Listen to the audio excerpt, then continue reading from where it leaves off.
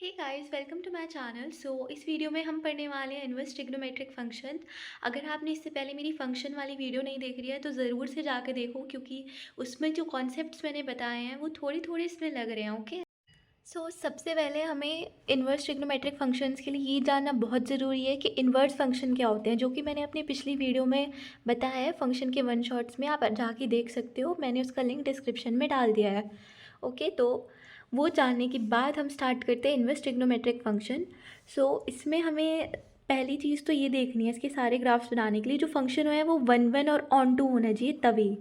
इसमें क्या होता है, देखो इन्वर्स फंक्शन में क्या होता है, जो डोमेन होती है ना नॉर्मल ट्रिग्नोमेट्रिक फंक्शन की, वो इन्वर्स में रेंज बन जाती है, और जो रेंज होती है वो डोमेन बननी चाहिए थी, लेकिन जैसा कि हमने यहाँ पे पढ़ा वन वन और ऑन टू होना चाहिए इन्वर्स ट्रिग्नोमेट्रिक फंक्शन के लिए, तो उस वजह से रेंज में चेंज आ जाता है। ठीक है, और अब हम सबसे पहले ग्राफ्स पढ़ लेते हैं आईटीएफ के जितने भी हैं। तो गाइस, साइन इनवर्स का जो ग्राफ होता है वो ऐसा होता है, एक्स एक्सिस पे -1 से 1 और वाई एक्सिस पे -π/2 से π/2 तक।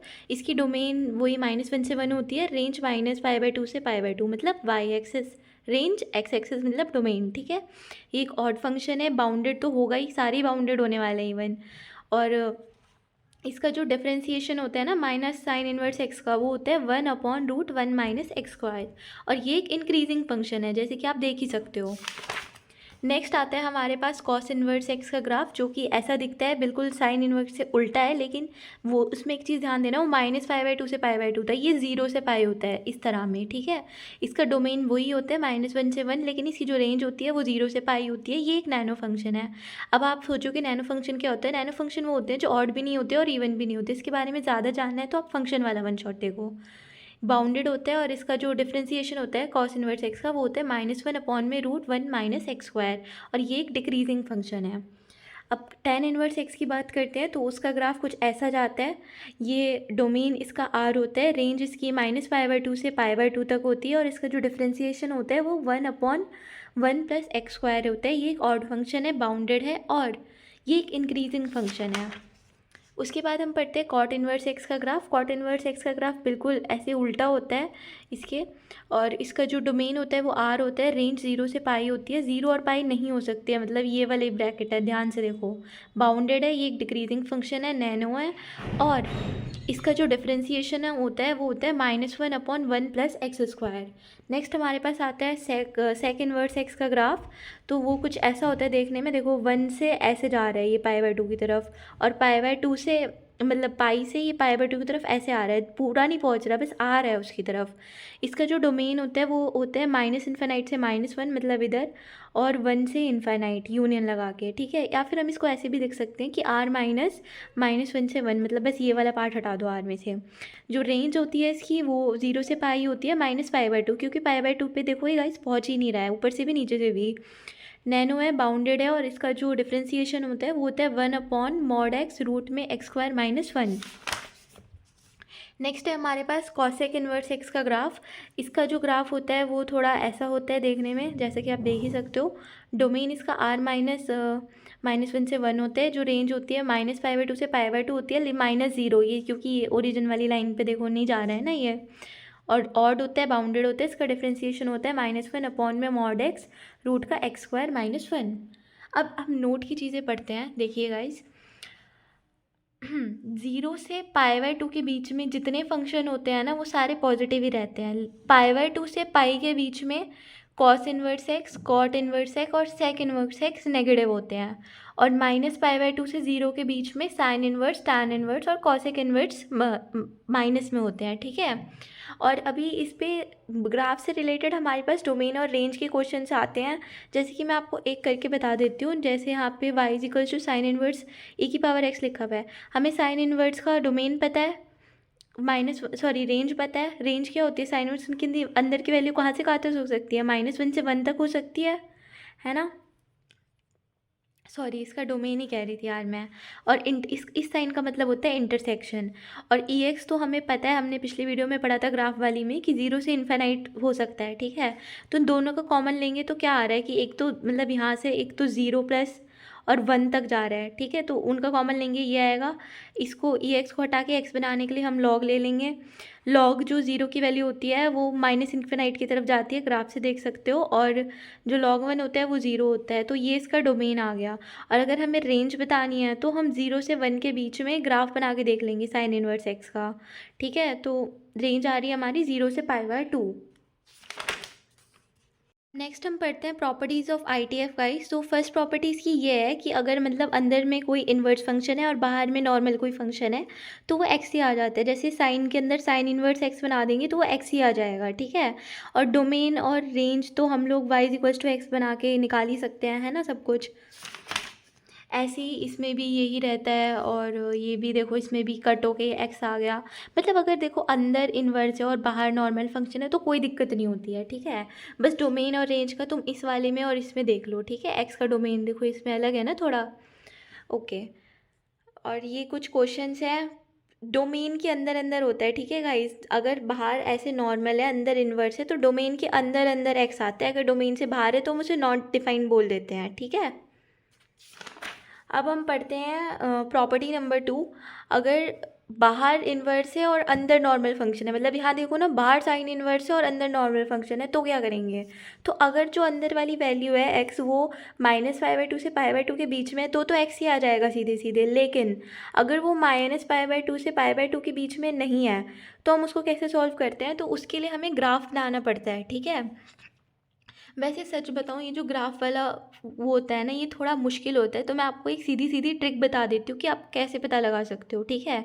क्योंकि हर क्वेश्चन के लिए हम ग्राफ नहीं बना के देखेंगे। हमें देखो सबसे पहले क्या देखना है कि जो x है, मतलब जैसे यहाँ पे इस एक एग्जांपल के थ्रू आपको समझाती हूँ मैं, ये क्या लिखा हुआ है यहाँ पे। जैसे यहाँ पे 3 है, 3 के पास पाई का कोई मल्टीपल ढूंढो। पाई मतलब 3.14, उसका 1 ही आएगा, है ना, 1 ही आएगा। अब 1 एक ऑड नंबर है या इवन नंबर है, पहले ये देखो।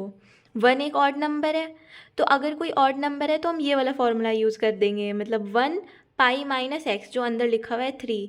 और अगर जैसे कि ये वाला क्वेश्चन हम देखते हैं, ठीक है, साइन इनवर्स साइन 24 के पास कोई पाई का मल्टीपल ढूंढो। 8 पाई, 8 3 24 होते हैं, तो 8 पाई पास वाला मल्टीपल हो गया। अब जो 8 है वो ऑड है या इवन है, ये इवन है। इवन के लिए हम ये वाला फॉर्मूला यूज़ करेंगे, मतलब जो x अंदर लिखा हुआ है 24 माइनस में 8 पाई, ठीक है। तो बस ये यही बता रहा है, ऐसे ऐसे आपको सॉल्व कर लेना है गाइस। जो सेम हमने साइन इनवर्स और अंदर साइन एक्स की ट्रिक पढ़ी थी, वही हम कॉसेक वाली में भी लगा सकते हैं। ये भी ऐसे ही सेम ही करना है, कॉसेक वाला भी, ठीक है। नेक्स्ट हमारे पास कॉस की ट्रिक होती है। कॉस में क्या होता है, देखो अगर अंदर जो x है वो 0 से पाई के बीच में है तो x ही आ जाता है। लेकिन अगर वो -π से 0 के बीच में है तो -x आता है। और इसकी भी एक ट्रिक होती है, वो होती है ये वाली। इसमें क्या होता है, इसकी ट्रिक के लिए भी मैं आपको क्वेश्चन से समझाती हूँ। जैसे यहाँ पे क्वेश्चन देखो, ये आ गया हमारा कॉस इनवर्स 4। जो 4 है वो 0 से पाई के बीच में तो नहीं है, तो अब हम क्या करेंगे, तो वही हम लोग पहले तो पाई का मल्टीपल ढूंढेंगे। इसके पास सबसे जो वो आएगा 2 पाई, है ना, मतलब 6 होते हैं ना, 2 पाई 6 समथिंग होएगा, मतलब 2 3 ज़ा, तो 6 4 के पास सबसे ज़्यादा है ना। तो हम 2 पाई, अगर वो बड़ा है, मतलब 2 × पाई 6 आ रहा है, बड़ा है, तो हम 2 पाई माइनस 4 लिखेंगे। और अगर जैसे यहाँ पे कॉस इनवर्स कॉस 8, 8 के पास ढूंढो, 3 पाई आएगा। 3 पाई भी आ सकता है और 2 पाई भी आ सकता है। लेकिन अगर हम 2 पाई वाला लें तो क्या होगा, जो 8 होगा, 8 2 पाई से बड़ा आ रहा है, मतलब 8 2 पाई 6 समथिंग कुछ आएगा, है ना। तो 8 बड़ा है तो 8 को हम पहले लिख देंगे, 8 - 2 पाई। हाँ, अब तुम कहोगे कि यार वो 3 पाई वाला भी तो पास आ रहा है ना, तो अगर हम उससे करेंगे ना, तो आप ये देखो, ये कुछ 9 समथिंग आएगा। अगर हम 3 पाई माइनस 8 लिखेंगे तो वो वाला मतलब अच्छा नहीं है, ये वाला मेथड अच्छा है, तो तुम ये वाला कर लो, ठीक है। नेक्स्ट हमारे पास सेक वाला है, इसका भी सेम कॉस वाला फंडा ही है, ठीक है, वैसे ही करना है इसमें भी। अब नेक्स्ट हमारे पास आता है टैन। इसमें क्या करना है हमें, टैन के अंदर अगर कोई भी x है तो अगर वो उसके डोमेन के अंदर है तो x ही आ जाती है। और अगर नहीं है तो इसकी ट्रिक तो बड़ी सबसे इजी होती है। इसकी ट्रिक, जो x है माइनस में n पाई कर दो, मतलब इसके पास वाला सबसे मल्टीपल वाला, ठीक है। जैसे कि ये है tan इनवर्स tan 10। अब 10 के सबसे पास क्या आ रहा है, 3 पाई आ रहा है, तो वो हम 10 - 3 पाई लिख देंगे इस तरह, ठीक है। गाइस नेक्स्ट आती है हमारे पास कॉट की ट्रिक। इसकी भी सेम 10 वाली ही होती है। ओके, ग्राफ आपको याद रखना है तो आप रख सकते हो, बट मैं आपको ट्रिक इसलिए बता रही हूँ जिससे आपके क्वेश्चन जल्दी हो पाएँ। ओके, यहाँ पे कुछ क्वेश्चन है प्रैक्टिस के लिए जो आप खुद से कर सकते हो। जो मैंने आपको ये पढ़ाया था, मैं आपको इसका मतलब तो बताना भूल ही गई। तो इसका मतलब ये था कि अगर sign inverse x, tan inverse x और कॉसेक इन्वर्स एक्स के अंदर जो एक्स है अगर वो नेगेटिव का है ना, तो इन सब में से जो नेगेटिव है वो बाहर आ जाता है नॉर्मली। ठीक है, इन सब में बाहर आ जाता है, लेकिन इसमें बाहर नहीं आता है, इसमें आता है पाई माइनस करके। मतलब ऐसे कॉस इन्वर्स के अंदर अगर एक्स की जगह माइनस एक्स लिखा होगा ना, तो हम उसको नॉर्मल में ऐसे कन्वर्ट करेंगे, pi minus cos inverse x ऐसे लिखेंगे। ठीक है, अब हम लोग कुछ सिंप्लीफिकेशन पढ़ लेते हैं आईटीएफ की, जिससे हमें पूरा बड़ा बड़ा सॉल्व ना करना पड़े। तो अगर आपको ऐसा कुछ भी दिखे, मतलब साइन इनवर्स के अंदर 2x/1 + x² जैसा कुछ भी दिखे, तो वैसे तो ये वाली चीज़ क्वेश्चन में मेंशन होती है कि x कहाँ से कहाँ तक है। अगर x -1 से कम है तो इसको हम सिंप्लीफाई करके लिखेंगे -2 tan inverse x minus pi. और अगर -1 से 1 के बीच में है तो tan इनवर्स x लिखेंगे, और अगर 1 से बड़ा है x तो हम लिखेंगे minus tan inverse x plus pi. ये याद करने वाली चीज़ है जो आपको करनी पड़ेगी। और इसका जो ग्राफ होता है वो ऐसा होता है देखने में, वैसे याद करने की ज़रूरत नहीं है, पर करना है तो कर सकते हो। ओके, नेक्स्ट ये है, सॉरी ऐसा होता है देखने में, वो मतलब देखो इस टाइप का दिखेगा इसका ग्राफ फिर। और ये होता है, अब कॉस इन्वर्स एक्स के बारे में पढ़ते हैं। तो कॉस इन्वर्स एक्स के अंदर अगर आपको 1 - x² / 1 + x² जैसा कुछ भी दिखे तो तुम उसमें इसको इसमें कन्वर्ट कर सकते हो आराम से।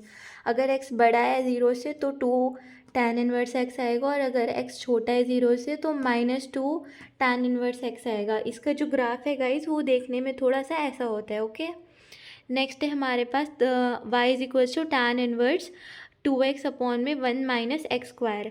अगर ऐसा आपको कुछ भी दिखे तो आप उसको सीधा ऐसे कन्वर्ट कर लो, 2 tan inverse x plus pi, 2 tan inverse x और 2 tan inverse x minus pi. तब देख लो ये -1 से कम है, ये -1 से 1 के बीच में, और ये 1 से ज़्यादा, मतलब तो ऐसा लिख दूँगी। ओके, अब तुम सोच रहे होगे इसका और साइन वाले का थोड़ा सेम सेम लग रहा है, पर नहीं यार, साइन वाले में यहाँ पे माइनस था, यहाँ पे भी माइनस था, है ना। ये भी देखो यहाँ पे, और यहाँ पे भी माइनस था, इस वाले में प्लस था, दोनों में अलग है। ठीक है, नेक्स्ट इसका ग्राफ देख लो गाइस, थोड़ा ऐसा देखने को मिलेगा, इसका ग्राफ अलग होगा साइन इनवर्स एक्स वाले से, इसका ग्राफ अलग होगा। इसके ऊपर एक क्वेश्चन भी है, मतलब देखो यहाँ पे एक क्वेश्चन दे रखा है कि ये वाली आइडेंटिटी दे रखी है +2 tan इनवर्स एक्स, और इसमें कॉस के अंदर f(10) करके हमें निकालना है। ठीक है, तो इसको हम वो लिख लेंगे यहाँ पे, मोस्टली जो x होता है, अगर x 1 से बड़ा है तो हम इसको -tan inverse x plus pi लिख सकते हैं। फिर इससे ये और ये कैंसिल हो जाएगा, बस पाई बचेगा, f(10) पाई आ जाएगा, और cos पाई -1 होता है। क्वेश्चन सॉल्व हो गया। ठीक है, वरना मोस्ट ऑफ द क्वेश्चंस में इस तरह x गिवन होगा कि कहाँ से कहाँ तक है, जिससे आप लगा सको कि कौन से वाला लगाना है। ओके, नेक्स्ट प्रॉपर्टी होती है कि हम साइन इनवर्स एक्स को कॉस इनवर्स एक्स के ऐसे मतलब रेसिप्रोकल लिख सकते हैं। अगर एक्स उसके डोमेन में है तो कॉसेक को भी ऐसे कर सकते हैं, अगर एक्स उसके डोमेन में है तो। ठीक है, और अगर जो कॉस इनवर्स एक्स है उसको सेक इनवर्स के उसमें रेसिप्रोकल करके लिख सकते हैं, डोमेन में है तो। मतलब ये चीज़ तो आपको याद ही रखनी है कि डोमेन में होना चाहिए तभी ऐसा कर सकते हैं। ठीक है, सेक को कॉस में कर सकते हैं, कॉट को टैन में कर सकते हैं, टैन को कॉट में कर सकते हैं, लेकिन इसमें थोड़ा डिफरेंस है। अगर x > 0 है, मतलब >= 0 है, तो हम कर सकते हैं ऐसा। लेकिन अगर x 0 से कम है ना, तो पाई प्लस tan इनवर्स 1/x करेंगे कॉट इनवर्स x को। ठीक है, और ऐसे ही tan इनवर्स में भी क्राइटेरिया है, अगर x > 0 है तो हम सीधा सीधा कर देंगे। लेकिन अगर x से जो x है वो 0 से छोटा है तो हम cot inverse 1/x minus pi करेंगे। अब नेक्स्ट आते हैं नेक्स्ट प्रॉपर्टी पे। ये क्या लिखा हुआ है? अच्छा, ये तो वही है जो मैंने अभी तुमको पीछे बताया ना, ये वही लिखा हुआ है। मेरे को लगा शायद मैंने लिखा नहीं, इसलिए मैंने पहले ही बता दी तुमको। नेक्स्ट प्रॉपर्टीज फॉर्मूले हैं, अब यहाँ से फॉर्मूले स्टार्ट हो रहे हैं। ठीक है, cos inverse x plus sine inverse x पाई/2 होता है अगर डोमेन में है तो। Tan inverse plus cot inverse पे पाई/2 होता है, सेक और कॉस का इनवर्स का भी पाई/2 होता है। ठीक है, ये तो ईजी है, बहुत ईजी है याद रखना। ठीक है, नेक्स्ट प्रॉपर्टी आती है टैन के फॉर्मूले पे। Tan inverse x plus tan inverse Y is equals to होता है tan inverse x plus Y upon में 1 - एक्स वाई। ये तब है जब x और y दोनों 0 से बड़े हैं और जो x y है वो <<1 है। और अगर एक्स और वाई दोनों ज़ीरो से बड़े हैं और एक्स वाई भी 1 से बड़ा है तो आएगा pi plus tan inverse x plus Y upon में 1 माइनस एक्स वाई। ठीक है, ये बहुत इजी है, मतलब याद रखना, 2-3 बार पढ़ोगे तुम्हें याद हो जाएगा। Okay, next property. नेक्स्ट मैं आपको बताने वाली हूँ कि इनइक्वालिटी कैसे सॉल्व करते हैं आईटीएफ में। देखो, साइन इनवर्स, टैन इनवर्स और सेक इनवर्स इंक्रीजिंग होते हैं और कॉस इनवर्स, कॉट इनवर्स और कॉसेक इनवर्स डिक्रीजिंग होते हैं। अगर देखो, अगर x2 बड़ा है x1 से तो एफ ऑफ x2 भी बड़ा होगा एफ ऑफ x1 से, अगर जो फंक्शन है वो इंक्रीजिंग है, मतलब ये सारे हैं। लेकिन अगर डिक्रीजिंग है और x2 बड़ा है x1 से तो जो एफ ऑफ x1 है वो बड़ा होगा x2 से। अब जो मैं बोल रही हूँ इसका मतलब मैं तुम्हें क्वेश्चन के थ्रू समझाती हूँ। जैसे यहाँ पे क्वेश्चन दे रखा है cos inverse x is greater than cos inverse x square. ठीक है, तो ये इसके लिए हमें पहले x के, अगर हमें x निकालना है इसमें, सबसे पहले हमें डोमेन पता होना चाहिए। डोमेन -1 से 1 होता है। ओके, अब जो लिखा हुआ है क्वेश्चन का क्वेश्चन लिख दिया। अब यहाँ पे हमें पता है F of x greater than है एफ ऑफ, जो कॉस इनवर्स होता है वो डिक्रीजिंग होता है। तो अगर हम लोग इसके फंक्शन में ऐसे ये वाला सिंबल है तो अगर हम इसका फंक्शन उड़ा देंगे तो सिंबल चेंज हो जाएगा, है ना। जैसे मैंने ऊपर बताया ना, यहाँ पे देखो सिंबल चेंज हो जाएगा। तो ये हम x greater than x square हो जाएगा। अब इस x को अगर हम इधर ले जाएंगे तो x square minus x greater than 0 हो जाएगा।